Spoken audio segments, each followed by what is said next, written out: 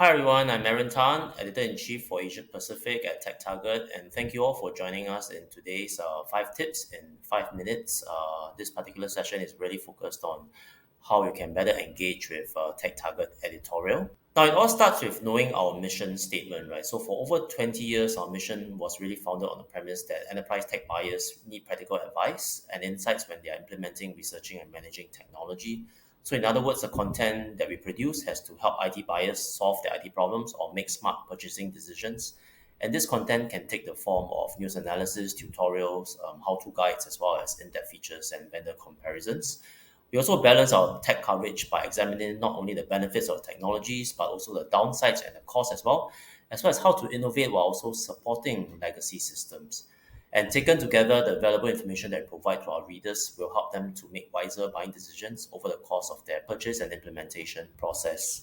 We also strive to cover the industry in a fair and balanced manner. So our news you can use strategy also means that our content is always timely, but also includes comments from tech industry users, industry experts, as well as consultants and analysts who provides different perspectives for busy IT professionals. The second tip is to really understand our audience, right? So TechTarget has over 30 million members globally, out of which about 22% are in APAC. They reside in key markets like Australia, New Zealand, India, and ASEAN in the APAC region. We also have a good mix of IT decision makers and business leaders who are experts in their respective fields. They come from a diverse range of industries and company sizes. And oftentimes they come to TechTarget to look at the information that they can't find elsewhere beyond what they already know. And that need for those sorts of information has a big part to play in our editorial decisions, and that could determine whether we accept a story pitch from a PR team. Now that brings me to my third tip, which is to really tailor your pitches, right? So we get lots of press releases every day. Pitches that are more specifically tailored to our audience and their IT pain points will generally catch our attention. Generic pitches highlighting obvious trends don't really work as well because many of our readers are industry practitioners. So instead of pitching yet another story on the rise of ransomware or ransomware as a service, we're going to provide insights on what are some of the new approaches that threat actors are taking to decrease the rate of detection of ransomware, just an example. I also try to offer customer and analyst references as part of any announcement, and this will help us to provide a nuanced view of your announcements, and it's also in line with our goal to inject different voices into our stories.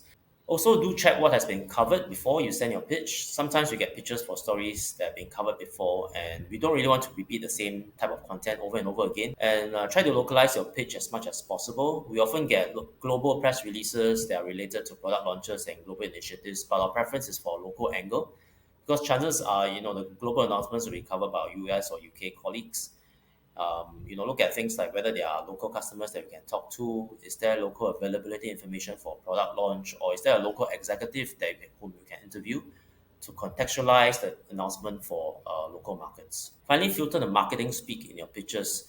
We sometimes hear marketing terms like intelligent edge, which is really just about applying AI and machine learning at the edge of the network.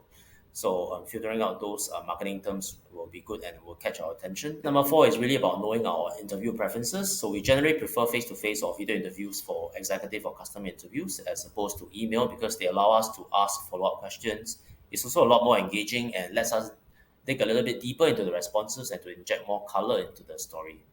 And that's also the reason why we don't share specific questions ahead of any interview, as we find that the best interviews and the stories that result from those interviews are really organic and conversational in nature.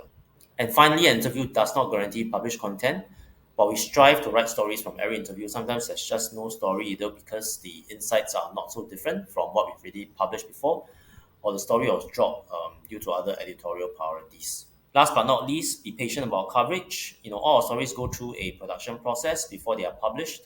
And that includes copy editing and layout in the case of e-zines. And news stories tend to have a shorter shelf life, and they are prioritized over Q&A interviews and features. We also uphold our editorial independence, so we don't allow stories to be previewed, edited, or fact-checked before the publication. And fact-checking really is the responsibility of the reporter or the editor and not the newsmaker.